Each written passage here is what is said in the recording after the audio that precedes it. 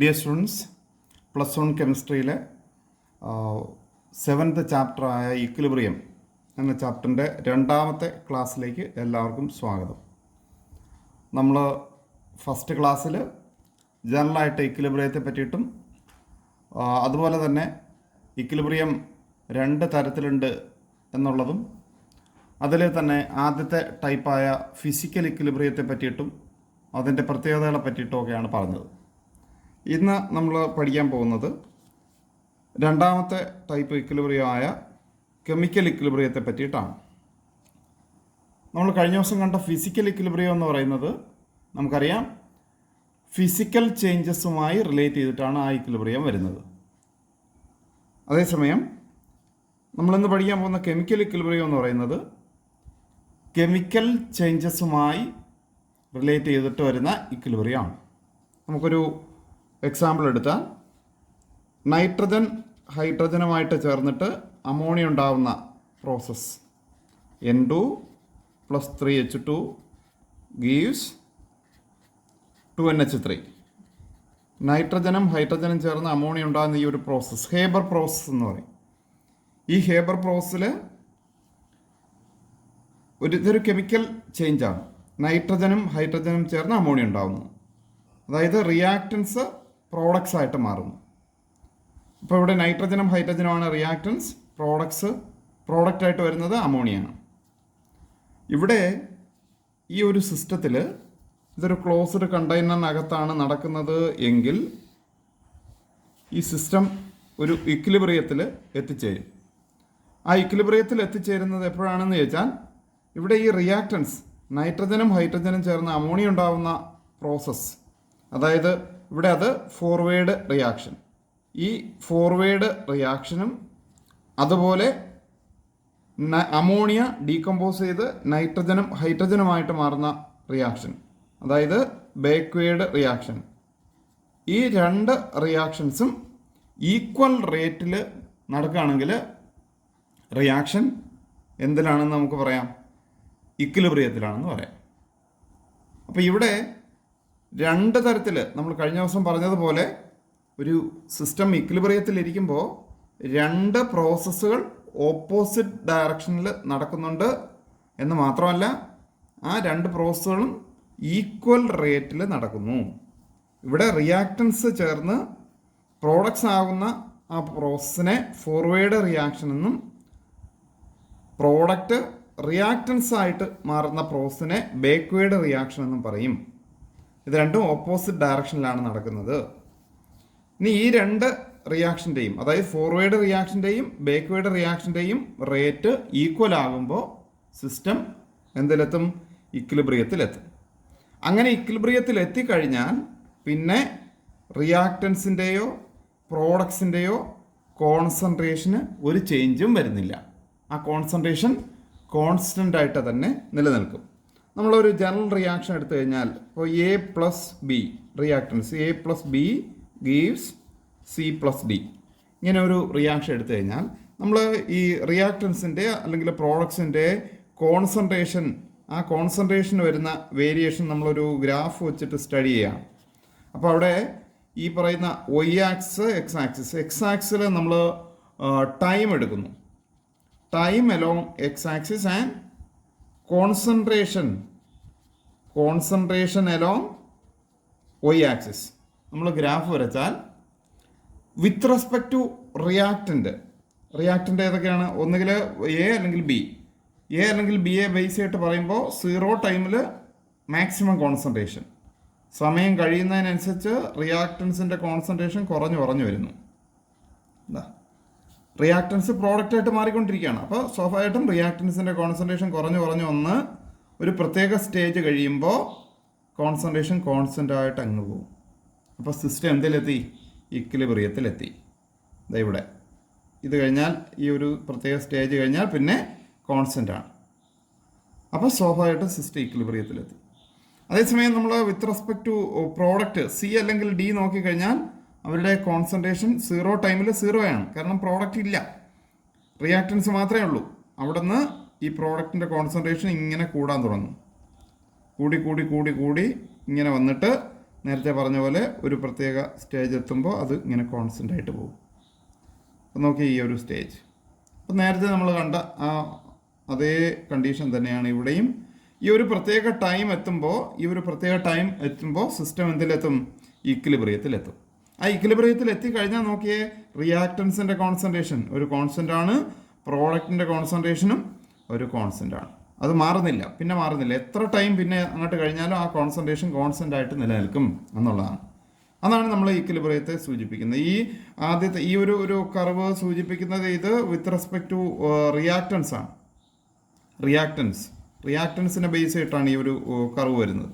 ഈ ഒരു കർവ് വരുന്നത് പ്രോഡക്ട്സിനെ ബേസ് ചെയ്തിട്ട്, പ്രോഡക്ട്സിനെ ബേസ് ചെയ്തിട്ടാണ് ഈ ഒരു കർവ്. അപ്പോൾ ഇതാണ് നമ്മൾ ജനറലി ആ ഒരു ഈ ഈക്വിലിബ്രിയത്തെ പറ്റിയിട്ട് പറയേണ്ടത്. ഇനി ഇവിടെ ഓർക്കേണ്ടുന്ന പ്രധാനപ്പെട്ട ഒരു കാര്യം, കഴിഞ്ഞ ദിവസം നമ്മൾ ഫിസിക്കൽ ഇക്വിലിബ്രിയത്തിൻ്റെ കാര്യത്തിൽ പറഞ്ഞതുപോലെ തന്നെ ഈ ഒരു കെമിക്കൽ ഇക്വിലിബ്രിയവും ഡൈനാമിക് ആണ്. കെമിക്കൽ ഇക്വിലിബ്രിയം ഡൈനാമിക് ആണ്, സ്റ്റാറ്റിക് അല്ല, ഡൈനാമിക് ആണ്. അപ്പോൾ അവിടെ ഡൈനാമിക് എന്ന് പറഞ്ഞാൽ എന്താ പ്രത്യേകത? ഇവിടെ നേരത്തെ പറഞ്ഞ പോലെ ഇക്വിലിബ്രിയത്തിൽ എത്തിക്കഴിയുമ്പോൾ റിയാക്റ്റൻസിൻ്റെ കോൺസെൻട്രേഷൻ അല്ലെങ്കിൽ പ്രോഡക്ട്സിൻ്റെ കോൺസെൻട്രേഷൻ കോൺസ്റ്റൻ്റ് ആകുന്നു. ഈ കോൺസ്റ്റൻ്റ് ആകുന്നു എന്ന് പറഞ്ഞാൽ റിയാക്ഷൻ അവിടെ സ്റ്റോപ്പായി എന്നല്ല, അപ്പോഴും അവിടെ റിയാക്ഷൻ നടക്കുന്നുണ്ട്. ഇപ്പോൾ ഈ കേസിലാണെങ്കിൽ നൈട്രജനും ഹൈഡ്രജനും ചേർന്ന് അമോണിയ ഉണ്ടാകുന്ന പ്രോസസ്സ് ഫോർവേഡ് റിയാക്ഷൻ നടക്കുന്നു, ഈക്വൽ റേറ്റിൽ തന്നെ ബാക്ക്വേർഡ് റിയാക്ഷൻ നടക്കുന്നു.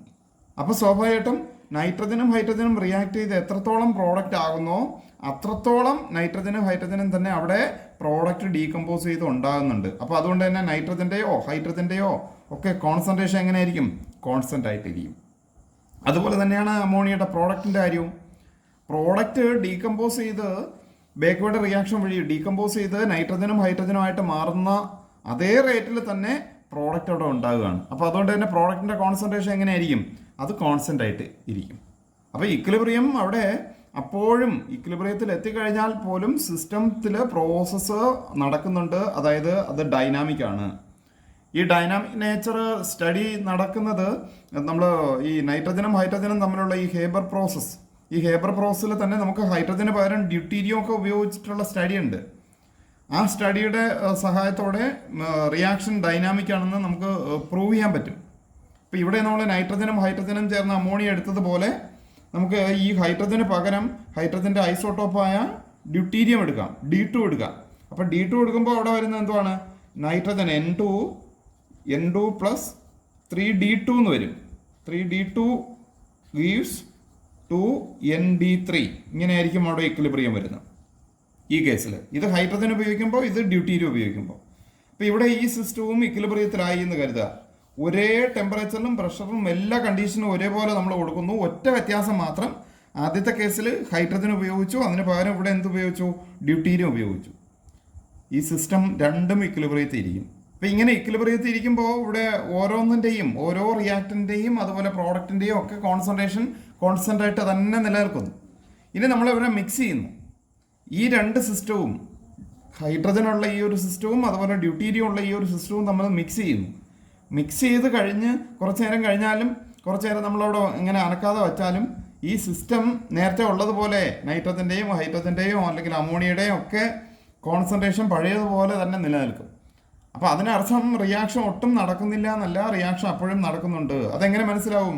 നമ്മൾ മാസ് സ്പെക്ട്രോമീറ്റർ ഉപയോഗിച്ച് സ്റ്റഡി നടത്തുമ്പോൾ നമുക്ക് ഈ NH3യും ND3യും ഒക്കെ കിട്ടുന്നതോടൊപ്പം തന്നെ, അല്ലെങ്കിൽ അതിൻ്റെ പ്രസൻസ് കാണുന്നതോടൊപ്പം തന്നെ നമുക്ക് വേറെ ചില പ്രോഡക്ട്സുകൾ, ഇപ്പോൾ ഉദാഹരണമായിട്ട് NDH2, NH3യിലെ ഒരു ഹൈഡ്രജന് പകരം ഒരു ഡ്യൂട്ടീരിയം, അപ്പോൾ ഡ്യൂട്ടീരിയേറ്റഡ് അമോണിയ. അതുപോലെ NH3യിലെ 2 ഹൈഡ്രജന് പകരം ഡ്യൂട്ടീരിയം ഉള്ള അമോണിയ.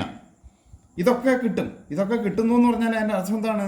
നേരത്തെ ഉള്ള ആ ഒരു ഇക്വിലിബ്രിയത്തിൽ ഇരുന്ന സിസ്റ്റം തന്നെ വീണ്ടും ആ ഡ്യൂട്ടീരിയം ഈ പറയുന്ന അമോണിയമായിട്ട് ഇത് തമ്മിൽ മിക്സ് ചെയ്തപ്പോൾ ഈ NH3യുമായിട്ട് ചേർന്നിട്ട് അവിടെയുള്ള ഹൈഡ്രജൻ മാറിയിട്ട് പകരം അവിടെ ഡ്യൂട്ടീരിയം കയറുന്നു എന്നാണ്. അങ്ങനെയാണ് നമുക്ക് ഈ പ്രോഡക്ട്സ് ഒക്കെ കിട്ടിയത്. അപ്പോൾ അതിൻ്റെ അർത്ഥം എന്ന് പറയുന്നത് റിയാക്ഷൻ എന്താണ്? ഡൈനാമിക് ആണ് എന്നുള്ളതാണ്. അതുപോലെ തന്നെയാണ് ഈ ഹൈഡ്രജൻ H2വും D2 ആണ് ആദ്യം ഉണ്ടായിരുന്നത്. പക്ഷേ ഡ്യൂട്ടീരിയേറ്റഡ് ഹൈഡ്രജൻ കിട്ടുന്നുണ്ട്. ഇപ്പോൾ ഉദാഹരണമായിട്ട് H2ലെ ഒരു ഹൈഡ്രജൻ മാറിയിട്ട് ഒരു ഡ്യൂട്ടീരിയം കയറുന്നു, HD എന്ന് പറയുന്ന ഡ്യൂട്ടീരിയേറ്റഡ് ഹൈഡ്രജൻ കിട്ടുന്നുണ്ട്. അതിൻ്റെ അർത്ഥം എന്താണ്? റിയാക്ഷൻ എന്തിലല്ല, സ്റ്റാറ്റിക് അല്ല, റിയാക്ഷൻ സ്റ്റാറ്റിക് അല്ല, പകരം റിയാക്ഷൻ ഡൈനാമിക് ആണ്. ഡൈനാമിക് നേച്ചർ പ്രൂവ് ചെയ്യുന്ന കാര്യമാണ് ഈ പറയുന്ന ഒരു റിയാക്ഷൻ. അതുപോലെ തന്നെയാണ് ഈ പറയുന്ന നൈട്രജനും ഹൈഡ്രജനും ചേർന്നുള്ള ഈ ഒരു റിയാക്ഷൻ്റെ കേസിൽ നമ്മൾ ഗ്രാഫ് നമ്മൾ നേരത്തെ പറഞ്ഞ പോലെ എയും ബിയും എടുത്ത് ഗ്രാഫ് വരച്ച പോലെ, അല്ലെങ്കിൽ റിയാക്ടൻസ് A+B C+Bയുടെ ഗ്രാഫിൻ്റെ കാര്യം പറഞ്ഞതുപോലെ നമുക്ക് ഈ പറഞ്ഞ അമോണിയയുടെ കേസിൽ, ഹേബർ പ്രോസസിൻ്റെ കേസിലും നമുക്ക് ഇങ്ങനെ ഒരു ഗ്രാഫ് സ്റ്റഡി നടത്താം. ഇവിടെ നമ്മൾ കോൺസെൻട്രേഷൻ വച്ചിട്ട് നമ്മളൊരു ഗ്രാഫ് സ്റ്റഡി ചെയ്യുമ്പോൾ നമുക്ക് കിട്ടുന്ന ഇങ്ങനെയാണ്. അപ്പോൾ നോക്കുക, അമോണിയ ഇക്വിലിബ്രിയത്തിൽ ഇരിക്കുമ്പോഴുള്ള സിസ്റ്റത്തിനെ സംബന്ധിച്ചിടത്തോളം അമോണിയയുടെ കോൺസെൻട്രേഷൻ എന്താ ഇങ്ങനെ വന്നിട്ട് കോൺസ്റ്റൻ്റ് ആയിട്ട് പോവുകയാണ്. ഈ ഒരു പ്രത്യേക സ്റ്റേജ് കഴിയുമ്പോൾ ആ പ്രോഡക്റ്റ് ആയിട്ടുള്ള അമോണിയ എന്ന് പറയുന്നത് അവിടെ കോൺസ്റ്റൻ്റ് ആയിട്ട് പോവുകയാണ്, അതിൻ്റെ കോൺസെൻട്രേഷൻ മാറുന്നില്ല. അതേസമയം നമ്മൾ ഹൈഡ്രജൻ്റെ കോൺസെൻട്രേഷൻ ആണെങ്കിൽ ഈ പറഞ്ഞ പോലെ ഇങ്ങനെ പോകും. ഇത് ഹൈഡ്രജൻ്റെ പ്രത്യേകം എന്താണ്? നമ്മുടെ ഇവിടെ ഇത് റിയാക്റ്റൻ്റ് ആണ്. അപ്പോൾ ആദ്യം ഉള്ളതിനേക്കാൾ കോൺസെൻട്രേഷൻ അല്പം കുറയുന്നു, ഇക്വിലിബ്രിയത്തിൽ എത്തിക്കഴിയുമ്പോൾ പിന്നെ കോൺസ്റ്റൻ്റ് ആയിട്ട് പോകും. അത് തന്നെയാണ് നമ്മൾ നൈട്രജൻ്റെ കാര്യം ആദ്യം കോൺസെൻട്രേഷൻ കൂടുതലായിരുന്ന നൈട്രജൻ കോൺസെൻട്രേഷൻ കുറഞ്ഞു വന്നിട്ട് ഇക്വിലിബ്രിയത്തിൽ എത്തിക്കഴിയുമ്പോൾ പിന്നെ അത് കോൺസ്റ്റൻ്റ് ആയിട്ട് തന്നെ പോകുന്നു. അപ്പോൾ ഈ മൂന്ന് കേസ്, അതായത് റിയാക്റ്റൻസ് ആയിട്ടുള്ള നൈട്രജനും ഹൈഡ്രജനും അതുപോലെ പ്രോഡക്റ്റ് ആയിട്ടുള്ള അമോണിയ, ഈ മൂന്ന് പേരുടെ കേസിലും ഇക്വിലിബ്രിയത്തിൽ എത്തിക്കഴിയുമ്പോൾ, സിസ്റ്റം ഇക്വിലിബ്രിയത്തിൽ എത്തിക്കഴിഞ്ഞാൽ പിന്നെ എന്താണ് കോൺസെൻട്രേഷൻ കോൺസ്റ്റൻ്റ് ആയിട്ട് പോകുന്നു എന്നുള്ളതാണ്. അപ്പോൾ ഇക്വിലിബ്രിയത്തിൽ എത്തിക്കഴിഞ്ഞാൽ അവിടെ നോട്ടീസബിൾ ചേഞ്ച് ഒന്നും തന്നെ ഇല്ല എന്നുള്ളതേ ഉള്ളൂ. പക്ഷെ അവിടെ എന്തുണ്ട്? റിയാക്ഷൻ നടക്കുന്നുണ്ട്. റിയാക്ഷൻ 2 ഡയറക്ഷനിൽ നടക്കുന്നുണ്ട്. ഫോർവേഡ് റിയാക്ഷൻ ഉണ്ട്, ബാക്ക്വേഡ് റിയാക്ഷൻ ഉണ്ട്. ആ 2 റിയാക്ഷൻസും അല്ലെങ്കിൽ റിവേഴ്സ് റിയാക്ഷൻ, അത് രണ്ടും ഈക്വൽ റേറ്റിൽ നടക്കുന്നു. അതുകൊണ്ട് തന്നെ നെറ്റ് നോ ചേഞ്ച് ഇൻ കോമ്പോസിഷനിൽ അല്ലെങ്കിൽ കോൺസെൻട്രേഷനിലൊന്നും നെറ്റ് നോ ചേഞ്ച്, അവിടെ നോട്ടീസബിൾ ആയിട്ടുള്ള ചേഞ്ച് ഇല്ല എന്ന് മാത്രമേ ഉള്ളൂ എന്നുള്ളതാണ്. അതുപോലെ തന്നെ ഇവിടെ ഓർക്കേണ്ടുന്ന ഒരു കാര്യം, നമ്മളിതാ വേറൊരു റിയാക്ഷൻ പരിഗണിക്കുന്നു. അപ്പോൾ ഹൈഡ്രജൻ അയഡിനുമായിട്ട് ചേർന്നിട്ട് ഹൈഡ്രജൻ അയഡൈഡ് ഉണ്ടാവുന്ന reaction, hydrogen gas iodine vapour സ്റ്റേജിലുള്ള അയഡിനുമായിട്ട് റിയാക്ട് ചെയ്ത് ഹൈഡ്രജൻ അയഡൈഡ് ഉണ്ടാകുന്ന ഒരു റിയാക്ഷൻ. അപ്പോൾ ഈ ഹൈഡ്രജൻ അയഡൈഡ് ഉണ്ടാകുന്ന ഒരു റിയാക്ഷനെ സംബന്ധിച്ചിടത്തോളം നമുക്ക് ഈ പറഞ്ഞതുപോലെ ഇക്വിലിബ്രിയം, നേരത്തെ കണ്ടതുപോലെയുള്ള ഒരു ഇക്വിലിബ്രിയം പ്രോസസ്സ് ഇവിടെയും ഉണ്ട്. അതാ നമ്മളിങ്ങനെ ആ ഒരു ഗ്രാഫ് വരച്ചു കഴിഞ്ഞാൽ നമുക്ക് കിട്ടുന്നത് ഇവിടെ ടൈം എക്സ് ആക്സിലും അതുപോലെ കോൺസെൻട്രേഷൻ നേരത്തെ എടുത്തതുപോലെ കോൺസെൻട്രേഷൻ വൈ ആക്സിലും എടുത്ത് നമ്മൾ ഗ്രാഫ് വരച്ചാൽ നമുക്ക് കിട്ടുന്ന ഗ്രാഫ് റിയാക്ഷൻ ഹൈഡ്രജൻ അല്ലെങ്കിൽ അയഡിൻ അതിനെ ബേസ് ചെയ്തിട്ട് നമ്മൾ നോക്കുകയാണെങ്കിൽ നമുക്ക് കിട്ടുന്ന ഗ്രാഫ് എന്ന് പറയുന്നത് നേരത്തെ പറഞ്ഞ പോലെ ഇതിങ്ങനെ നേരത്തെ നമ്മൾ കണ്ടതാണ്, ഈ ഇവിടെ കണ്ടതുപോലെ തന്നെയാണ്. അതുപോലെ തന്നെ വിത്ത് റെസ്പെക്ട് ടു പ്രോഡക്റ്റ് ആണ് എങ്കിൽ നമുക്ക് കിട്ടുന്ന ഗ്രാഫ് ഇങ്ങനെയാണ്. Product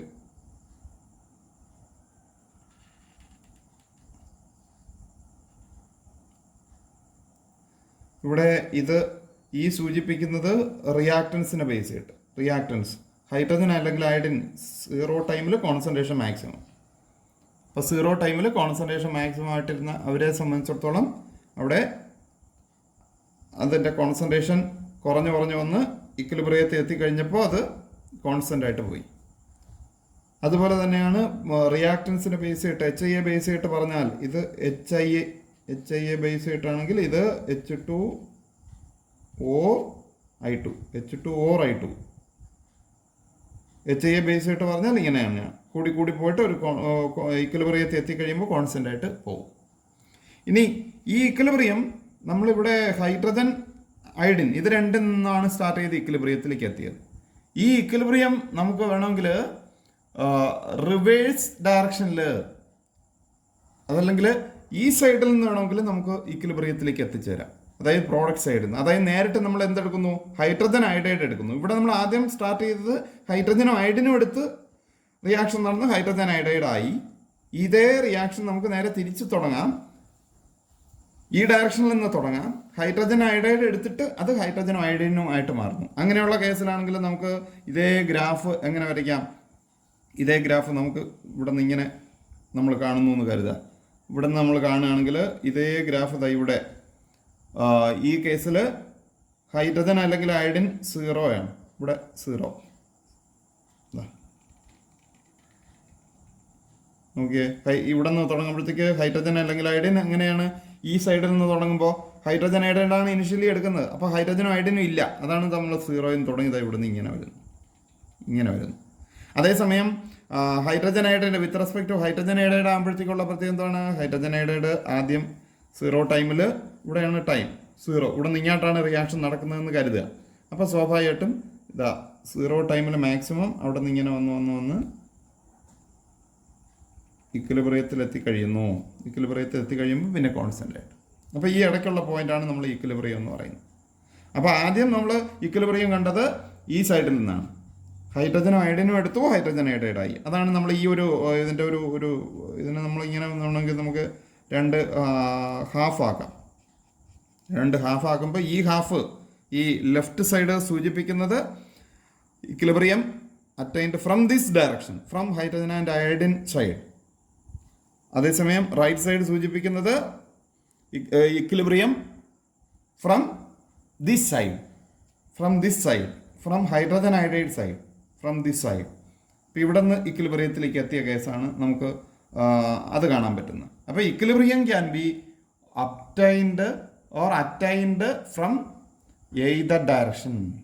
chemical equilibrium can be attained from either direction. നമുക്ക് ഇവിടെ നിന്ന് അങ്ങോട്ട് പോകുമ്പോൾ ആണെങ്കിലും സിസ്റ്റം ഇക്വിലിബ്രിയത്തിലേക്ക് എത്താം, അവിടെ നിന്ന് ഇങ്ങോട്ട് വരുമ്പോഴാണെങ്കിലും ഇക്വിലിബ്രിയത്തിലേക്ക് എത്താം. Equilibrium can be attained from either direction എന്നാണ്. അപ്പോൾ ഇക്വിലിബ്രിയത്തെ സംബന്ധിച്ച്, കെമിക്കൽ ഇക്വിലിബ്രിയത്തെ സംബന്ധിച്ചിടത്തോളം പറഞ്ഞ ചില പ്രധാനപ്പെട്ട പോയിന്റുകൾ ഇതൊക്കെയാണ്. ഒന്ന്, ഒരു ക്ലോസ്ഡ് സിസ്റ്റത്തിലാണ് റിയാക്ഷൻ ഇക്വിലിബ്രിയത്തിലാകുന്നത്. ഇക്വിലിബ്രിയം എന്ന് പറയുന്ന ഒരു ഡൈനാമിക് നേച്ചർ ഉള്ളതാണ്. പിന്നെ ഇക്വിലിബ്രിയത്തെ സംബന്ധിച്ചിടത്തോളം equilibrium can be attained from either direction. ഈ പോയിന്റ്സ് ഒക്കെയാണ് കെമിക്കൽ ഇക്വിലിബ്രിയവുമായിട്ട് റിലേറ്റ് ചെയ്തിട്ട് വരുന്ന പ്രധാനപ്പെട്ട ചില കാര്യങ്ങൾ. നെക്സ്റ്റ് നമ്മൾ ലോ ഓഫ് കെമിക്കൽ ഇക്വിലിബ്രിയത്തെ പറ്റിയുള്ള ഒരു പ്രധാനപ്പെട്ട ഒരു നിയമം, അതുപോലെ ഇക്വിലിബ്രിയം കോൺസ്റ്റൻറ്റ്, ഈ 2 കാര്യങ്ങളാണ് അടുത്ത് പഠിക്കാൻ പോകുന്നത്. അപ്പോൾ അതിനുവേണ്ടി നമ്മളൊരു ജനറൽ റിയാക്ഷൻ എടുക്കുന്നു. A+B gives C+D. A+B gives C+D. Reactance എയും ബിയും, പ്രോഡക്ട്സ് സിയും ഡിയും. അപ്പോൾ സിസ്റ്റം ഇക്വിലിബ്രിയത്തിലിരിക്കുകയാണെങ്കിൽ നമുക്കറിയാം റിയാക്ടൻസിൻ്റെയും അതുപോലെ പ്രോഡക്ട്സിൻ്റെയും കോൺസെൻട്രേഷന് ചേഞ്ച് ഒന്നും തന്നെ ഇല്ല. കോൺസെൻട്രേഷൻസ് ഒരു കോൺസ്റ്റൻറ്റ് വാല്യൂ ആയിരിക്കും. അപ്പോൾ ആ ഒരു കണ്ടീഷനിൽ നമ്മൾ ഈ ഒരു റേഷ്യോ എടുക്കുന്നു. അതായത് പ്രോഡക്ട്സ് ഇവിടെ സിയും ഡിയും ആണ്. ഈ പ്രോഡക്ട്സിൻ്റെ കോൺസെൻട്രേഷൻ, ആ കോൺസെൻട്രേഷൻ്റെ പ്രോഡക്റ്റ് എന്ന് പറഞ്ഞാൽ കോൺസെൻട്രേഷൻ ഓഫ് സി. ഈ കോൺസെൻട്രേഷൻ ഓഫ് സി എന്ന് ഇങ്ങനെ ഇട്ടാൽ, ഈ സ്ക്വയർ ബ്രാക്കറ്റ് ഇട്ട് സി എന്ന് ഇട്ടാൽ അതിൻ്റെ അർത്ഥം concentration of C, the product C, concentration of C in moles per litre. അതാണ് മോളാർ കോൺസെൻട്രേഷൻ. മൊളാരിറ്റി എന്ന് പറയുന്ന യൂണിറ്റിലുള്ള കോൺസെൻട്രേഷൻ. നിങ്ങൾ ഇപ്പോൾ പഠിച്ചിട്ടുണ്ട്, കോൺസെൻട്രേഷൻ പല യൂണിറ്റുകളുണ്ട് അത് എക്സ്പ്രസ് ചെയ്യുന്നതിന്. അപ്പോൾ അതിലൊന്നാണ് മൊളാരിറ്റി. ആ മൊളാരിറ്റി എന്ന് പറയുന്ന യൂണിറ്റിലുള്ള കോൺസെൻട്രേഷൻ, സിയുടെ കോൺസെൻട്രേഷൻ, അതാണ് സ്ക്വയർ ബ്രാക്കറ്റിൽ സി എന്ന് കണ്ടാൽ. അപ്പോൾ molar concentration of C into molar concentration of D, അവരുടെ പ്രോഡക്റ്റ് എടുക്കുന്നു. സിയും ഡിയും പ്രോഡക്റ്റാണ്. ഈ റിയാക്ഷനെ സംബന്ധിച്ചിടത്തോളം സിയും ഡിയും പ്രോഡക്ട്സ് ആണ്. ആ പ്രോഡക്ട്സിൻ്റെ കോൺസെൻട്രേഷനുകളുടെ പ്രോഡക്റ്റ്, അവിടെ ആ പ്രോഡക്റ്റ് എന്ന് പറഞ്ഞാൽ മൾട്ടിപ്ലിക്കേഷൻ. അതായത് പ്രോഡക്റ്റുകളുടെ കോൺസെൻട്രേഷനുകളുടെ പ്രോഡക്റ്റ് എടുക്കുന്നു. ആ പ്രോഡക്റ്റ് ഡിവൈഡഡ് ബൈ, ഇനി റിയാക്ടൻസിൻ്റെ കോൺസെൻട്രേഷൻ. ഇപ്പോൾ എ ഉണ്ട് അതുപോലെ ബി ഉണ്ട്, അവരുടെ കോൺസെൻട്രേഷൻ്റെ പ്രോഡക്റ്റ് മീൻസ് അത് തമ്മിൽ മൾട്ടിപ്ലൈ ചെയ്യുന്നു. ഇത് തമ്മിൽ മൾട്ടിപ്ലൈ ചെയ്താൽ നമുക്ക് കിട്ടുന്നത് ഒരു കോൺസ്റ്റൻറ്റ് വാല്യൂ ആയിരിക്കും. ആ കോൺസ്റ്റൻറ്റ് വാല്യൂവിനെ നമ്മൾ കെ സി എന്ന് കൊടുക്കുന്നു. എന്തുകൊണ്ടാണ് ഇത് കോൺസ്റ്റൻ്റ് ആയത്? നമുക്കറിയാം സിസ്റ്റം എന്തിലാണ്? ഇക്വിലിബ്രിയത്തിലാണ്. ആ ഇക്വിലിബ്രിയത്തിൽ ഇരിക്കുന്ന സ്റ്റേജിൽ സിയുടെ കോൺസെൻട്രേഷൻ, ഡിയുടെ കോൺസെൻട്രേഷൻ ഇത് കോൺസ്റ്റൻ്റ് ആണ്. അപ്പോൾ ഇത് രണ്ടും കോൺസ്റ്റൻറ്റ്. അതുപോലെ എയുടെ കോൺസെൻട്രേഷനും ബിയുടെ കോൺസെൻട്രേഷനും കോൺസ്റ്റൻ്റ് ആണ്, അതും കോൺസ്റ്റൻ്റ്. അപ്പോൾ കോൺസ്റ്റൻറ്റുകളുടെ പ്രോഡക്റ്റ് ഡിവൈഡഡ് ബൈ അടുത്ത കോൺസ്റ്റൻറ്റുകളുടെ പ്രോഡക്റ്റ്. അപ്പോൾ നെറ്റ് റിസൾട്ടിങ് വാല്യൂ എന്ന് പറയുന്നത് എന്തായിരിക്കും? ഒരു കോൺസ്റ്റൻ്റ് ആയിരിക്കും. ഈ കോൺസ്റ്റൻറ്റിനെ നമ്മൾ വിളിക്കുന്ന പേരാണ് ഇക്വിലിബ്രിയം കോൺസ്റ്റൻറ്റ്. സിസ്റ്റം ഇക്വിലിബ്രിയത്തിൽ ഇരിക്കുമ്പോൾ പ്രോഡക്റ്റുകളുടെ കോൺസെൻട്രേഷനുകളുടെ കോൺസെൻട്രേഷനുകളുടെ പ്രോഡക്റ്റ് ഡിവൈഡഡ് ബൈ റിയാക്ടൻസിൻ്റെ കോൺസെൻട്രേഷൻ്റെ പ്രോഡക്റ്റ്. അതാണ് ആ റേഷ്യോ ആണ് നമ്മൾ എന്തെന്ന് വിളിക്കുന്നത്? ഇക്വിലിബ്രിയം കോൺസ്റ്റൻറ്റ് എന്ന് വിളിക്കുന്നത്. അപ്പോൾ ഇവിടെ നമ്മൾ എയും ബിയും സിയും ഡിയും ഇതെല്ലാം നമ്പർ ഓഫ് മോൾസ് 1 വീതമായിരുന്നു ഈ കേസിൽ. അപ്പോൾ ഈ 1ന് പകരം നമുക്ക് വേറൊരു ഇക്വേഷൻ എടുക്കാം. എ എന്ന് പറയുന്ന റിയാക്റ്റൻ്റ് എ ടൈംസ് ഉണ്ടെന്ന് കരുതുക, small letter A plus B എന്ന് പറയുന്ന റിയാക്റ്റൻ്റ് ബി ടൈംസ് ഉണ്ടെന്ന് കരുതുക, ബി ഗീവ്സ് സി എന്ന് പറയുന്ന product C times small letter C plus D എന്ന് പറയുന്ന product small letter D times. അങ്ങനെയാണെങ്കിൽ നമ്മൾ ഇക്വേഷൻ എങ്ങനെ മാറും? Balanced equation A plus B gives C plus D. ഇവിടെ സ്മോൾ ലെറ്റർ എയും ബിയും സിയും ഡിയും ഇവയെ വിളിക്കുന്നത് സ്റ്റോഷിയോമെട്രിക് കോഎഫിഷ്യൻസ് എന്നാണ്. സ്റ്റോഷിയോമെട്രിക് കോഎഫിഷ്യൻസ് ബാലൻസ്ഡ് കെമിക്കൽ ഇക്വേഷനിൽ വരുന്ന ഓരോരുത്തരുടെയും കോഎഫിഷ്യൻസിനെ വിളിക്കുന്ന പേരാണ് സ്റ്റോഷിയോമെട്രിക് കോഎഫിഷ്യൻസ്. ഇപ്പോൾ ഈ കേസിലേക്ക് നമ്മൾ വന്നു കഴിഞ്ഞാൽ നമ്മൾ നേരത്തെ പറഞ്ഞ പോലെ പ്രോഡക്ട്സിൻ്റെ കോൺസെൻട്രേഷൻ എടുക്കുന്നു. ആ പ്രോഡക്ട്സിൻ്റെ കോൺസെൻട്രേഷൻ്റെ പ്രോഡക്റ്റ് എടുക്കാൻ തുടങ്ങിക്കഴിഞ്ഞാൽ ഇവിടെ പ്രോഡക്ട്സ് സി എത്ര തവണയുണ്ട്? സി ടൈംസ് ഉണ്ട്. അപ്പോൾ സിയുടെ കോൺസെൻട്രേഷൻ എത്ര തവണ മൾട്ടിപ്ലൈ ചെയ്യണം? Concentration of C into concentration of C into concentration of C. അങ്ങനെ എത്ര ടൈംസ്? സി ടൈംസ് മൾട്ടിപ്ലൈ ചെയ്യുന്നതിന് പകരം റൈസ് ടു സി എന്ന് കൊടുത്താൽ മതി. ഇതുപോലെ പ്രോഡക്ട്സ് എടുക്കുമ്പോൾ പ്രോഡക്ട്സിൻ്റെ പ്രോഡക്ട്സ് ആയ ഡി എടുക്കുമ്പോൾ ഡിയുടെ കോൺസെൻട്രേഷൻ അതിൻ്റെ product concentration of D into concentration of D into concentration of D, അങ്ങനെ ഡി ടൈംസ്. അതാണ് concentration of D raise to D divided by concentration of reactant ആവുമ്പോൾ എ എത്ര ടൈംസ്? A times. അപ്പോൾ A raise to A into concentration of B raise to B. അപ്പോൾ ഈ ഒരു ratio നമ്മൾ എടുത്തു കഴിയുമ്പോൾ നമുക്ക് ഇവിടെയും കിട്ടുന്നത് എന്താണ്? ഒരു കോൺസ്റ്റൻ്റ് ആണ്. നേരത്തെ പറഞ്ഞ പോലെ ഒരു കോൺസ്റ്റൻ്റ്. ഈ കോൺസ്റ്റൻ്റ് ആണ് ഇവിടുത്തെ ഇക്വിലിബ്രിയം കോൺസ്റ്റൻ്റ്. അപ്പോൾ നമ്മൾ ഇക്വിലിബ്രിയം കോൺസ്റ്റൻ്റ് എന്താണെന്ന് നമ്മൾ കാണാൻ പോവുകയാണ്. അപ്പോൾ ഇക്വിലിബ്രിയം കോൺസ്റ്റൻ്റ് എന്ന് പറഞ്ഞാൽ ഒരു പ്രത്യേക ടെമ്പറേച്ചറിൽ മറ്റേ given temperature the ratio between the products of equilibrium concentration of reaction products raised to their respective stoichiometric coefficients in the balanced chemical equation and the products of the concentration of reactants raised to their stoichiometric coefficients in the balanced chemical equation. This ratio has a constant value called equilibrium constant, and this statement is known as law of chemical equilibrium. This statement is known as law of chemical equilibrium. So according to law of chemical equilibrium, at a particular temperature, the ratio between the product of concentration of equilibrium concentration of reaction products raised to their respective stoichiometric coefficient in the balanced chemical equation and the product of equilibrium concentration of the reactants raised to their individual stoichiometric coefficients in the balanced chemical equation has a constant value. This statement is known as law of chemical equilibrium or equilibrium law. And the constant so obtained is known as equilibrium constant. ഇവിടെ K C എന്നാണ് കൊടുത്തിരുന്നത്. K means constant എന്നുള്ള അർത്ഥത്തിലാണ് K വരുന്നത്. C means equilibrium constant in terms of concentration. ഇവിടെ എല്ലാം concentration, ഈ square ബ്രാക്കറ്റിൽ സൂചിപ്പിക്കുന്നത് എന്താണെന്ന് പറഞ്ഞു. Concentration in moles per litre means concentration in the unit molarity, മൊളാരിറ്റിയിലുള്ള കോൺസെൻട്രേഷൻ. അപ്പോൾ ഇതാണ് നമ്മുടെ ലോ ഓഫ് കെമിക്കൽ ഇക്വിലിബ്രിയവും അതുപോലെ ഇക്വിലിബ്രിയം കോൺസ്റ്റന്റും. നമ്മളിത് ഓരോ റിയാക്ഷൻ്റെ കേസിലേക്ക് വന്നാൽ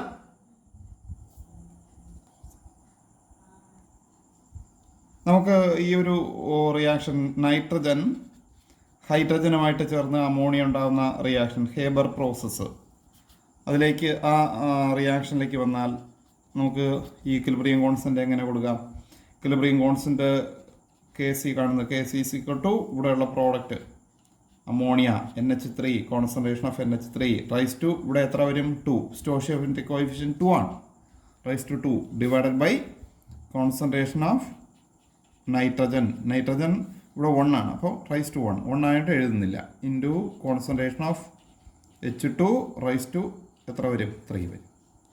ഈ ഒരു കേസ്. വേറൊരു കേസിലേക്ക് വന്നാൽ ഇപ്പോൾ ഹൈഡ്രജനും അയഡിനും കൂടിയുള്ള reaction, hydrogen gas plus iodine in the gaseous state gives 2HI. ഈ കേസിൽ നമ്മൾ ഇക്വിലിബ്രിയം കോൺസ്റ്റന്റ് എഴുതി കഴിഞ്ഞാൽ concentration of K C equal to equilibrium constant K C equal to concentration of HI raise to എത്ര വരും? Raise to 2 divided by concentration of H2 raise to 1. അതുകൊണ്ട് എഴുതുന്നില്ല. Into concentration of I2 raise to 1. അതാണ് I2 എന്നെഴുതാം. പിന്നെ ഈ reaction തന്നെ നമുക്ക് റിവേഴ്സ് ഡയറക്ഷനിലൊന്ന് പരിഗണിക്കാം. നമ്മൾ നേരത്തെ പറഞ്ഞു equilibrium can be attained from either direction. അപ്പോൾ അങ്ങനെയാണെങ്കിൽ എന്ത് വ്യത്യാസം വരുമെന്ന് നോക്കാം. നമ്മൾ റിവേഴ്സ് ഡയറക്ഷൻ ആകുമ്പോൾ എന്താ വ്യത്യാസം? HI ഇവിടെ H2 plus I2 gives 2HI എന്നുള്ളത് 2HI gives H2 plus I2. 2HI gives H2 plus I2. ഈ കേസിൽ നമ്മൾ കെ സി എങ്ങനെ എഴുതും? ഇവിടെ കെ സി എന്ന് പറഞ്ഞാൽ കെ സി ഡാഷ് എന്ന് കൊടുക്കാം. K C dash equal to concentration of ഇവിടെയുള്ള പ്രോഡക്റ്റ് ഏതൊക്കെയാണ്? Hydrogen H2 raise to 1 into concentration of I2 raise to 1 divided by concentration of HI raise to 2. അതാണ് കെ സി ഡാഷ്. ഈ K C dash എന്ന് പറയുന്നത് എന്താണ്? ഈ K സിയുടെ reciprocal അല്ലേ? ഇത് തിരിഞ്ഞു വരുന്നതല്ലേ? ഇവിടെയുള്ള ന്യൂമറേറ്റർ ഡിനോമിനേറ്റർ ന്യൂമറേറ്റർ ആകുന്നു, ന്യൂമറേറ്റർ ഡിനോമിനേറ്റർ ആകുന്നു. അതായത് നമുക്കിങ്ങനെ എഴുതാം K C dash is equal to 1 by K C എന്ന് എഴുതാം. അല്ലെങ്കിൽ or K C is equal to 1 by K C dash എന്ന് എഴുതാം. അതായത് നമ്മൾ റിയാക്ഷൻ റിവേഴ്സ് ഡയറക്ഷനിൽ നടക്കുമ്പോൾ ഇക്വിലിബ്രിയം കോൺസ്റ്റന്റ് കാണുന്നത് എങ്ങനെയാണ്? ഇക്വിലിബ്രിയം കോൺസ്റ്റന്റ് ഇൻവേഴ്സ് ആയിട്ടാണ് എടുക്കുന്നത്. Inverse that is equilibrium constant for the reverse reaction is the inverse of the equilibrium constant for the reaction in the forward direction.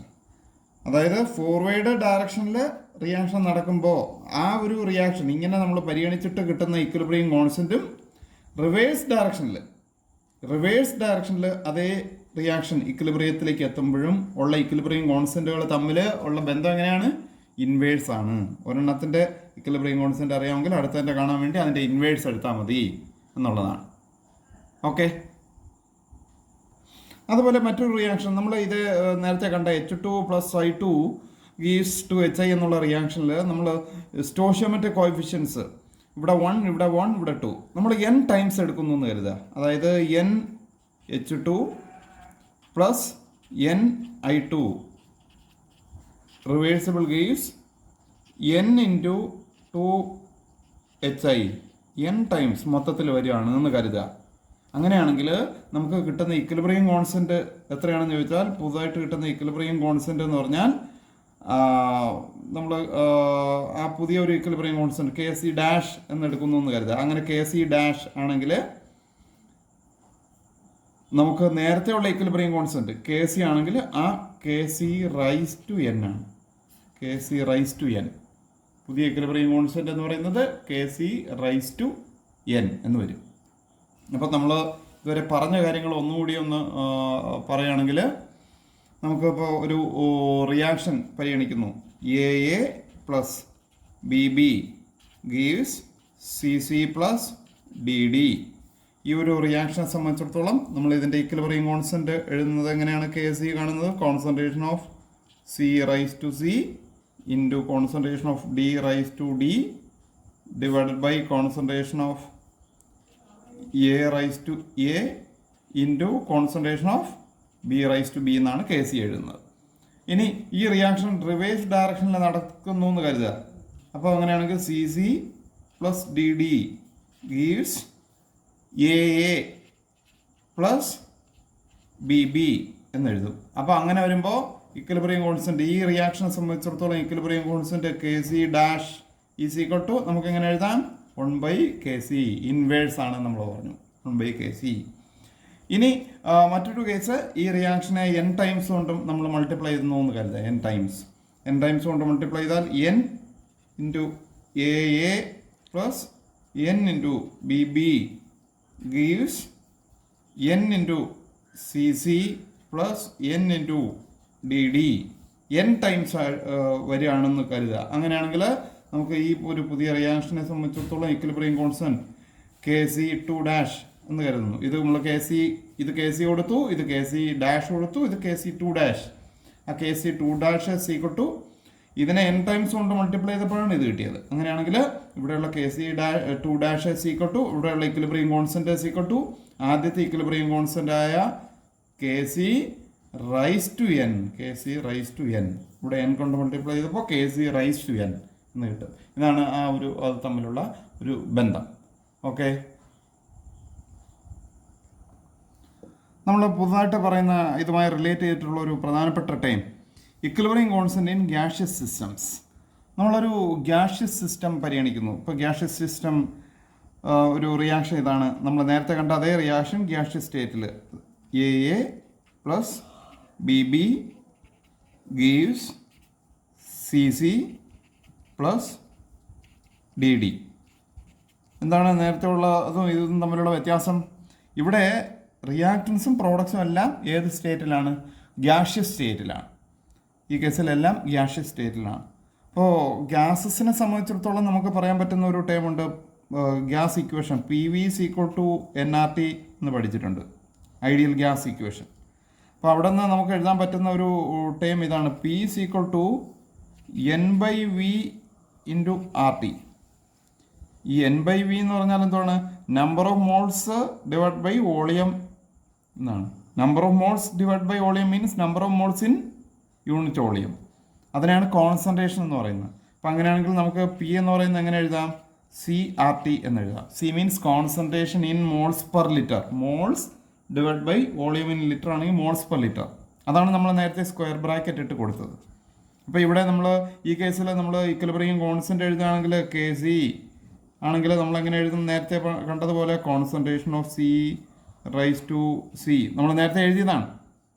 Concentration of C raise to C നേരത്തെ എഴുതിയതാണ്. Concentration of C raise to C into concentration of D raise to D divided by concentration of A raise to A into concentration of B raise to B. നേരത്തെ കണ്ട അതേ കാര്യമാണ്. ഇത് ഈ concentration ഇത് ഇവിടെ ഈ പറയുന്ന സ്ക്വയർ ബ്രാക്കറ്റ് ഇട്ട കോൺസെൻട്രേഷൻ ആണ് ഈ പറയുന്ന സി എന്ന് പറയുന്നത്, സി ഇൻറ്റു ആർ ടി.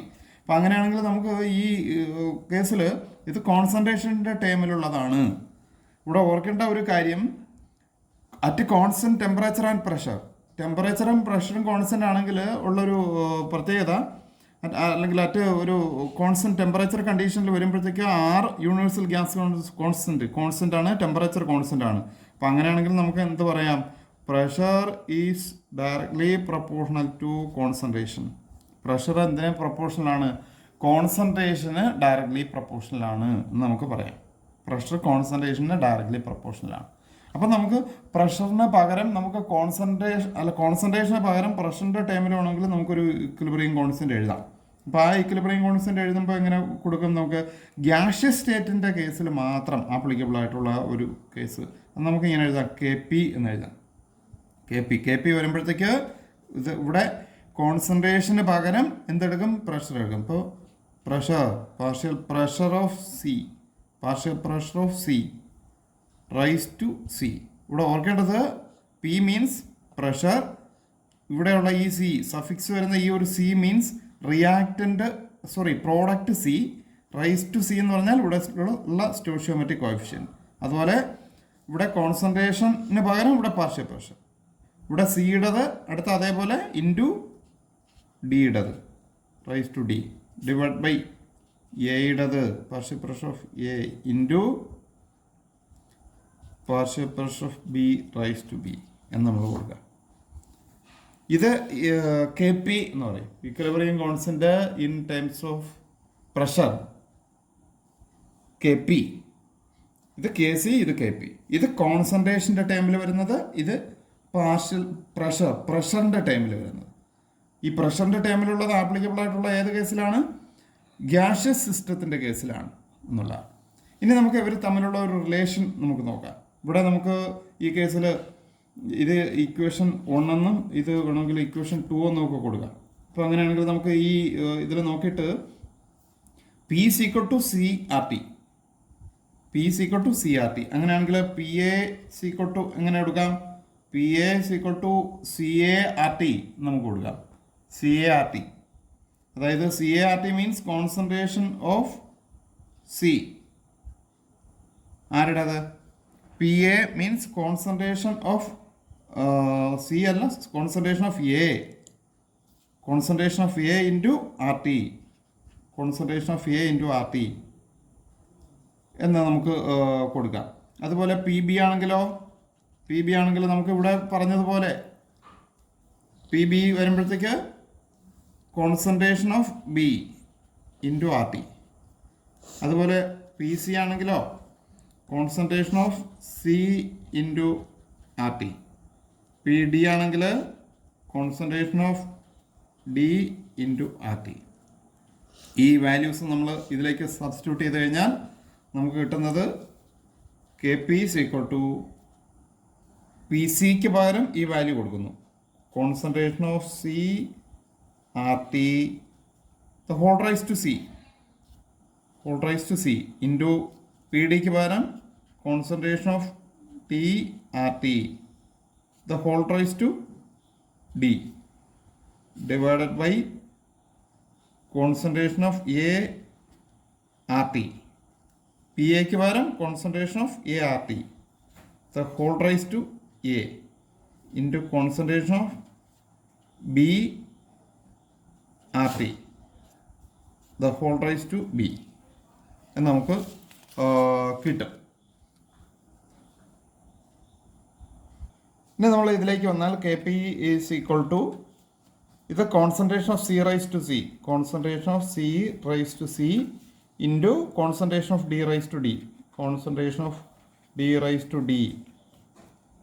അത് രണ്ടും അങ്ങോട്ട് മാറ്റി കഴിഞ്ഞാൽ ഇവിടെ RT raised to C ഉണ്ട്, ഇവിടെ RT raised to D ഉണ്ട്. അപ്പോൾ രണ്ടും കൂടി ചേർത്താൽ RT raised to C + D divided by, ഇനി ഇവിടേക്ക് വന്നാൽ concentration of A raised to A into concentration of B raised to B into, ഇനി ഇവിടെ RT raised to A ഉണ്ട്, ഇവിടെ RT raised to B ഉണ്ട്. അപ്പോൾ രണ്ടും കൂടി ചേർത്ത് RT raised to A + B, രണ്ട് case. That is KP = concentration of C raised to C into concentration of D raised to D divided by concentration of A raised to A into concentration of B raised to B into ഇവിടെ RT raised to C + D divided by RT raised to A + B. അപ്പോൾ രണ്ടും കൂടി ചേർത്ത് RT raised to C + D minus A + B A raise to M divide by A raise to N, A raise to M minus N ആ ഒരു രീതിക്ക്. That is K P is equal to, ഇതിന് പകരം നമുക്ക് എന്ത് കൊടുക്കാം? എന്താ ഒന്നാമത്തെ ഇക്വേഷനിലുണ്ട്, ഇതിന് പകരം നമുക്ക് എന്തെന്ന് കൊടുക്കാം? കെ സി എന്ന് കൊടുക്കാം. കെ സി ഇൻറ്റു, ഇനി ഇത് ആർ ടി റൈസ് ടു നമുക്ക് എന്തെന്ന് കൊടുക്കാം? Delta N. ഡെൽറ്റ എൻ എന്ന് പറഞ്ഞാൽ എന്താണ്? Change in number of moles. ഇവിടെ സിയും ഡിയും എന്താണ്? നമ്മുടെ ആദ്യത്തെ ഇക്വേഷൻ നോക്കിക്കഴിഞ്ഞാൽ സിയും ഡിയും പ്രോഡക്ട്സിൻ്റെ നമ്പർ ഓഫ് മോൾസ് ആണ്. സിയും ഡിയും പ്രോഡക്ട്സിൻ്റെ നമ്പർ ഓഫ് മോൾസ്. അപ്പോൾ സി പ്ലസ് ഡി ആകുമ്പോഴോ number of moles of products minus A plus B. A plus B means number of moles of reactants. അപ്പോൾ number of moles of products minus number of moles of reactants ആണ് delta N എന്ന് വരുന്നത്. അപ്പോൾ K P is equal to relation K P is equal to K C into R T raise to delta N. ഈ ഒരു relation gaseous സിസ്റ്റത്തിൻ്റെ കേസിൽ applicable ആയിട്ടുള്ളൊരു വളരെ പ്രധാനപ്പെട്ട റിയാക്ഷനാണ്. K P equilibrium constant in terms of pressure, K C equilibrium constant in terms of concentration, R universal gas constant, T temperature, delta N change in number of moles. Change in number of moles means delta N is equal to number of moles of gaseous products minus number of moles of gaseous reactants in the balanced chemical equation എന്നുള്ളതാണ്. അപ്പോൾ ഈ ഒരു relation വളരെ വളരെ പ്രധാനപ്പെട്ടാണ്. നമുക്ക് ഒരു example നോക്കാം. N2 plus 3H2 gives 2NH3. N2 plus 3H2 gives 2NH3. ഈ കേസിൽ നമ്മൾ ഇതൊന്ന് അപ്ലൈ ചെയ്ത് കഴിഞ്ഞാൽ K P is equal to K C into R T raise to delta N. Delta N എങ്ങനെ എടുക്കും? 2. ഇവിടെ ഇത് ഗ്യാഷ്യസ് സ്റ്റേറ്റിൽ 2 പ്രോഡക്ട്സിൻ്റെ number of moles 2 minus reactants വരുമ്പോൾ 1 പ്ലസ് 3 അതായത് K P is equal to K C into R T raise to -2 എന്ന് കിട്ടും. ഇതാണ് ഈ കേസിൽ അവർ തമ്മിലുള്ള റിലേഷൻ എന്ന് പറയുന്നത്. അതേസമയം നമ്മൾ വേറൊരു റിയാക്ഷൻ ഇപ്പോൾ H2 plus I2 gives 2HI. ഈ ഒരു റിയാക്ഷൻ്റെ കേസിൽ വരുമ്പോൾ ഇവിടെ ഡെൽറ്റ എൻ എന്ന് വരുന്നത് 2 മൈനസ് 1 പ്ലസ് 1 2 മൈനസ് 2 മീൻസ് 0 ആണ്. ഇപ്പോൾ ഡെൽറ്റ എൻ്റെ വാല്യൂ 0 വന്നാൽ ആർ ടി റൈസ് ടു 0 വരും. ആർ ടി റൈസ് ടു 0 വരുമ്പോൾ എന്താവും? കെ പി എന്തിന് തുല്യമാവും? കെ സിക്ക് തുല്യമാവും. അപ്പോൾ ഇവിടെ K P is equal to K C into R T raise to delta എന്നിൽ 2 മൈനസ് 2 എന്ന് വരും. അപ്പോൾ K P is equal to എന്ത് വരും? കെ സി വരും. അപ്പോൾ കെ പിയും കെ സിയും തുല്യമാവും. എങ്ങനെയാണെങ്കിൽ number of moles of gaseous പ്രോഡക്ട്സും number of moles of gaseous റിയാക്ടൻസും തുല്യമാകുമ്പോൾ കെ പി എന്ന് പറയുന്നത് എന്തിന് തുല്യമാവും? കെ സിക്ക് തുല്യമാകും എന്നുള്ളതാണ്. അപ്പോൾ ഈ രീതിക്ക് നമുക്ക് വ്യത്യസ്ത കേസുകളിലേക്ക് ഇത് അപ്ലൈ ചെയ്യാനും പറ്റും. അപ്പോൾ ഇത് വളരെ പ്രധാനപ്പെട്ട ഒരു റിലേഷനാണ്. ഇത് കാര്യമായിട്ട് പഠിക്കേണ്ടതാണ്. ഇതിനെ ബേസ് ചെയ്തിട്ടൊക്കെ പ്രോബ്ലങ്ങളോ ഒക്കെ ചോദിക്കാവുന്നതാണ്. ഓക്കെ, നമുക്ക് ബാക്കി കാര്യങ്ങളും പ്രോബ്ലങ്ങളും ഒക്കെ അടുത്ത ക്ലാസ്സിൽ പഠിക്കാം. ഓക്കെ.